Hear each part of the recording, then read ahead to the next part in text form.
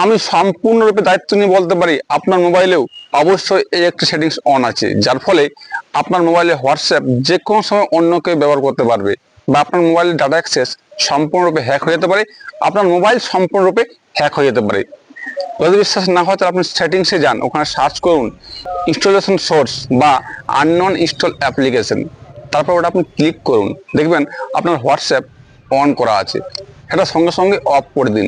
এর ফলে কি হবে না, স্ক্যামাররা বা হ্যাকাররা যদি আপনার হোয়াটসঅ্যাপে স্ক্যামের লিঙ্ক বা এপিকে অ্যাপ্লিকেশনের লিঙ্ক পাঠায়, আর ভুল করে যদি সেটা আপনি ক্লিক করে দেন, তাহলে সেই এপিকে অ্যাপ্লিকেশন ডাউনলোড হবে না বা সেই স্ক্যামের লিঙ্ক ওপেন হবে না, যার ফলে স্ক্যামাররা বা হ্যাকাররা আপনার মোবাইল হ্যাক করতে পারবে না।